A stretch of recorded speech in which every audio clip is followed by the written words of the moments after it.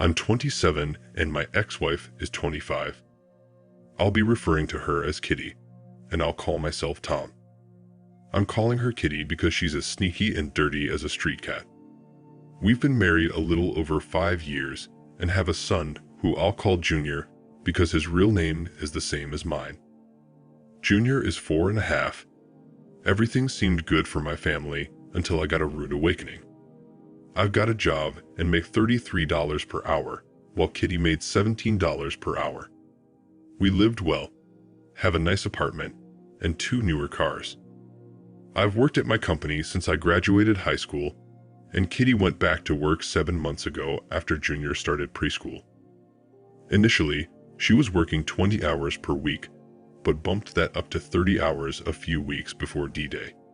I'm the youngest of 4 kids and my parents are older, and both are now retired. They watch Junior on the days when Kitty and I both worked. On those days, they take him to and from preschool, and Kitty picks him up at their house after her shift. We've got a great situation there as Junior loves his grandparents and loves preschool, so he's never had any separation anxiety being away from us. So, I'll now tell you how I accidentally discovered Kitty was cheating on me. Kitty works with a woman I'll call Nasty. I'm calling her that because this woman is just that. Nasty. She's 31 and has already been married and divorced twice. She has 1 kid who lives with her first husband full-time. Unfortunately for me, Kitty developed a close working friendship with Nasty. Nasty has worked at that company for 12 years, and from what Kitty explained, she is good at her job. Since she is, Nasty helps train new hires, and that's how Kitty and her first got acquainted. They never socialized outside of work, but did text often after work and on weekends. And once in a while, Nasty would drop by. I first met Nasty at their company picnic and immediately got bad vibes. Now, a little more on why I call her Nasty. Not only is she twice divorced and doesn't have custody of her child, she also lives with a guy that she is in a friends with benefit relationship with. And she and her friends with benefit regularly swing with other couples and hook up individually with whoever they want since they're just friends with benefit. The whole thing is sickening, and I told Kitty this multiple times. Kitty told me she didn't approve of Nasty's personal life either, but said she really appreciates her as a work friend, as she has helped her out with so many things. Though I didn't like Nasty, I didn't have a problem with Kitty being work friends with her, since they really never socialized beyond that. I'll now explain the first clue I got that Kitty was cheating. It was Saturday morning, and Nasty stopped by to talk to Kitty. No big deal, she was in the area shopping and dropped by to give Kitty something. Nasty had been to our apartment a few times like this, and I didn't have a problem with it. Even though I thought she was gross, Nasty was always friendly to me and nice to my son, so this was okay. My wife and Nasty sat in the kitchen talking for 20 minutes before Nasty had to go. Kitty got up and walked Nasty out to her car where they stood and talked some more, while Junior and I sat in the living room watching cartoons. Kitty left her phone on the end table and it started pinging with text. I ignored the first ping, but then decided to check it after the third text came through. This wasn't an issue, as we both knew each other's passwords and openly shared our devices. The texts were all from Nasty and in some sort of code.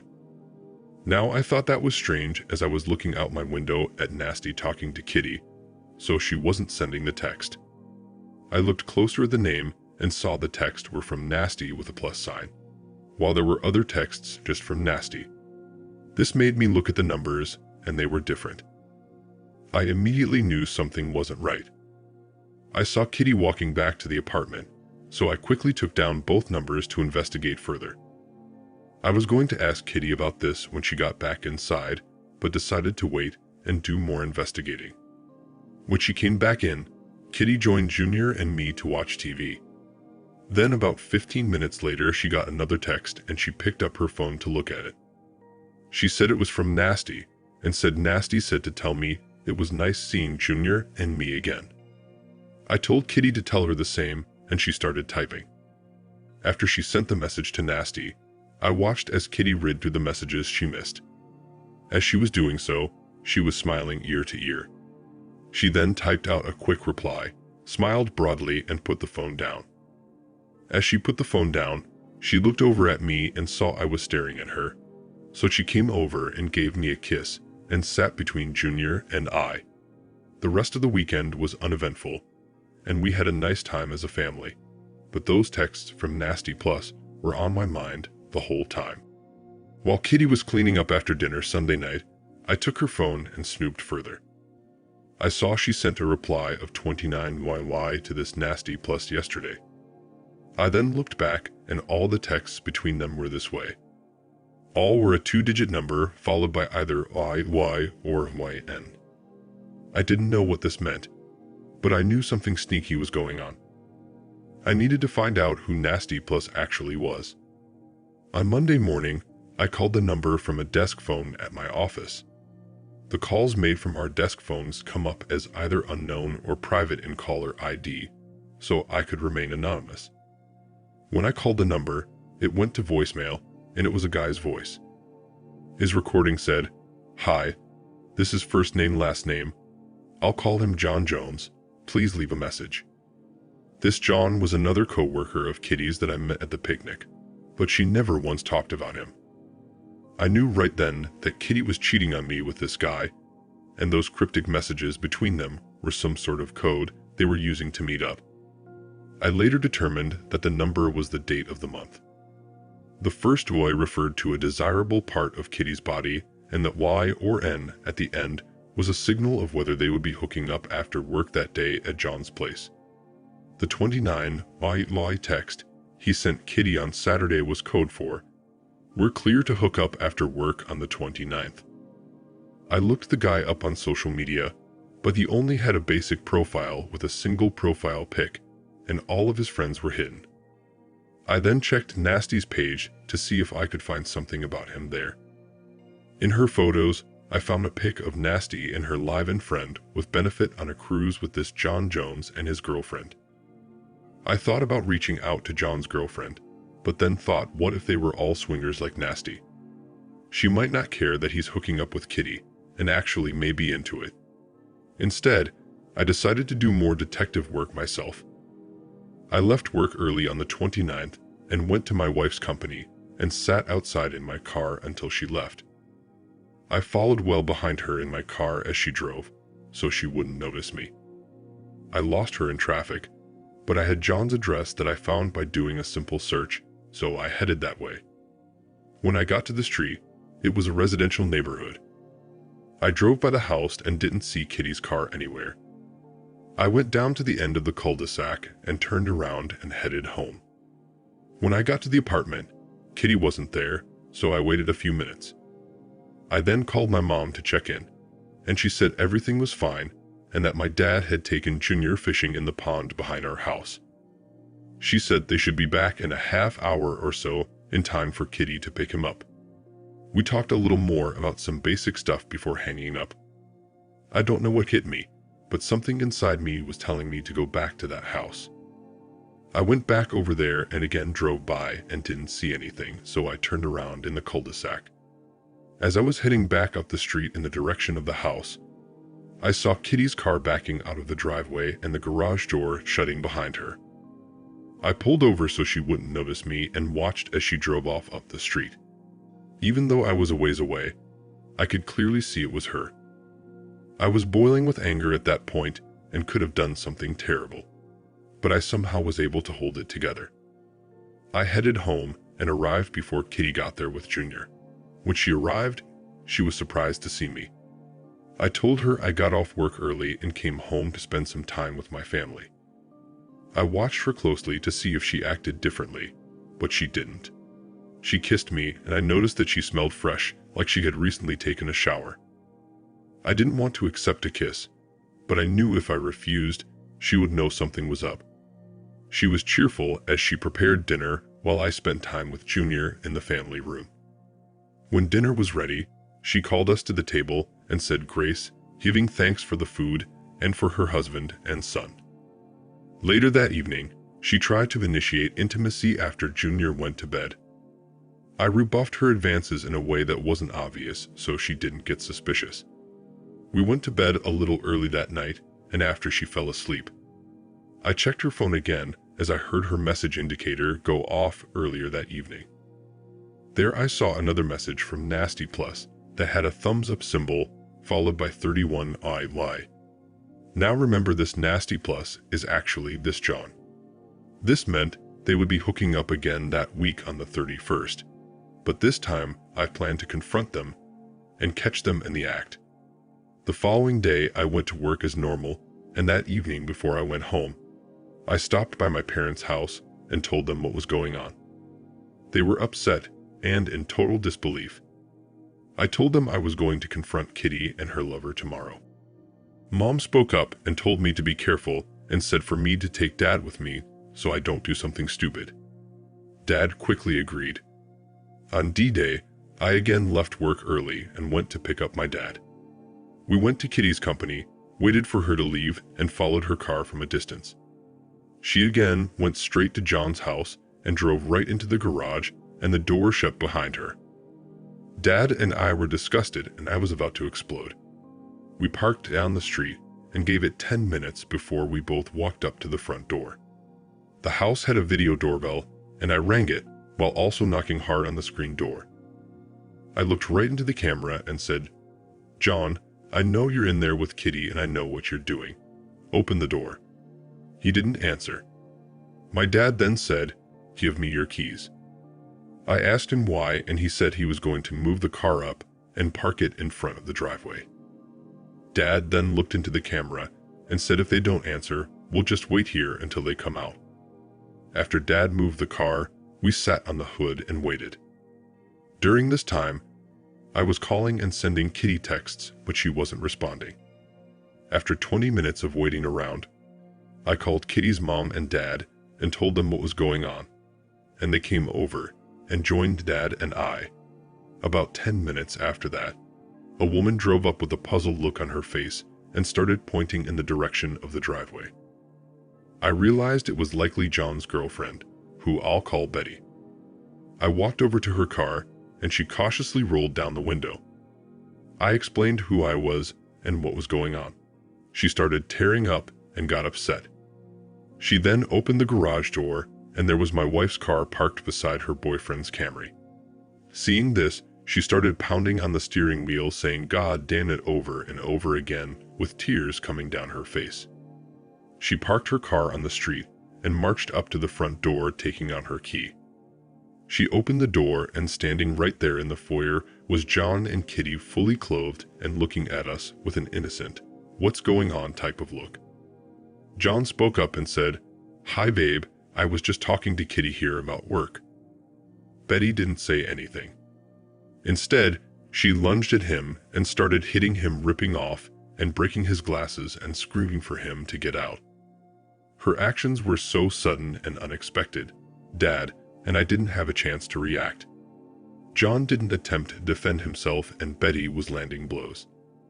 He eventually made it out to his car, got in and locked the doors.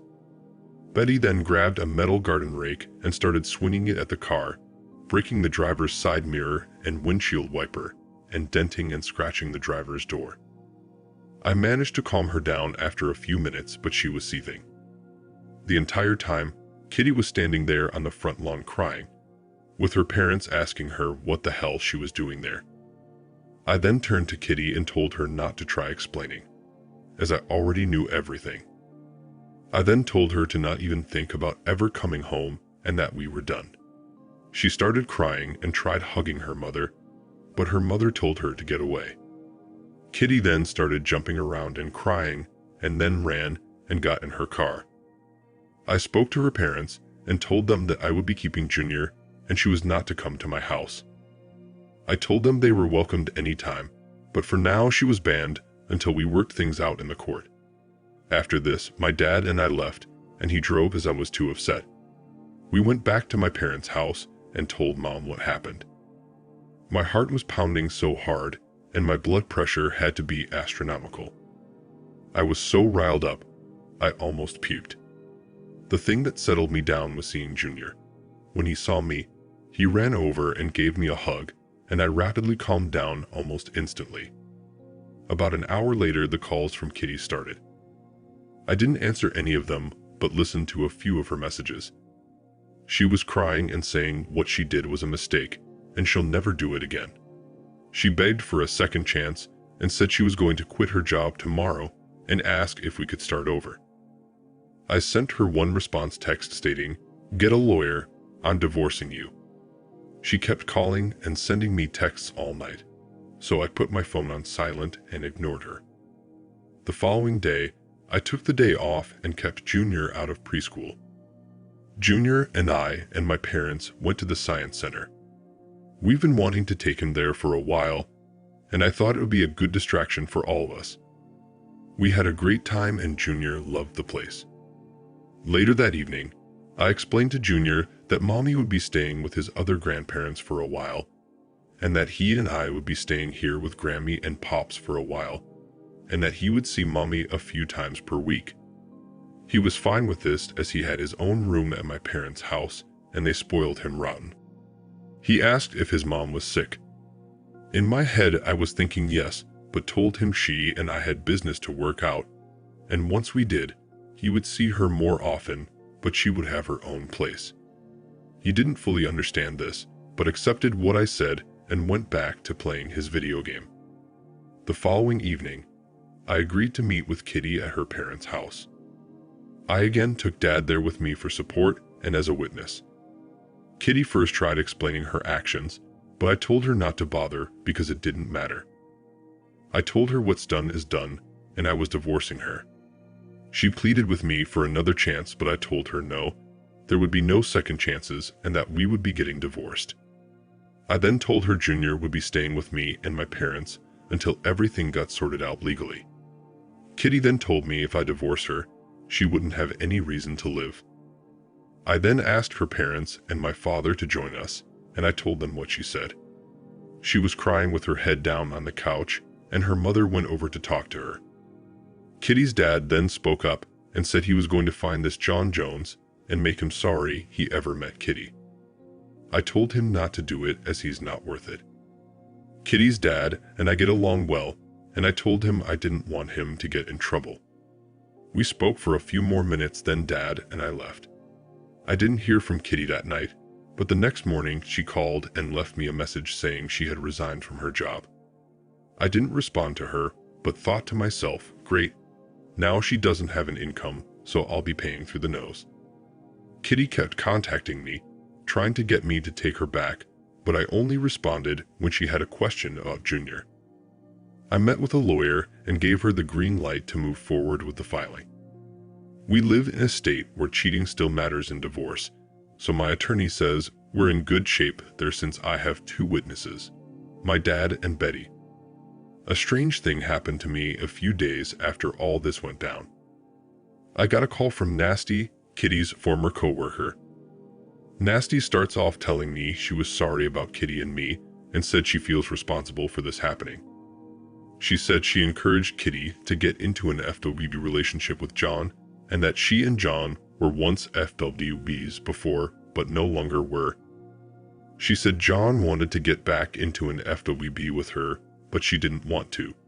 So she connected him with Kitty, who had expressed an interest in experimenting with an FWB relationship to her, and that's how their relationship started. Nasty said I shouldn't think about what she did as love, saying it was just a physical outlet for Kitty, and that this side piece could actually enhance our marriage.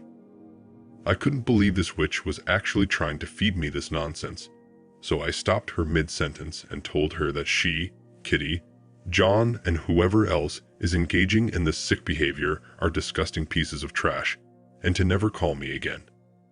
I then disconnected the call and blocked her number. What was she thinking by telling me this? A couple days later, I got another unexpected call from someone, but this time the person had something worthwhile to tell me. It was Betty. She was calling to give me an update and to see how I was doing. Betty told me that after everyone left her house on D-Day, she found a bag of illegal substance on the dresser in her bedroom. Not knowing what to do, she called her father, who told her to call the police, so that's what she did. She told the officers the substance wasn't hers and then explained that she just kicked her ex-boyfriend and his girlfriend, Kitty, out of her house earlier and that the substance had to belong to one of them.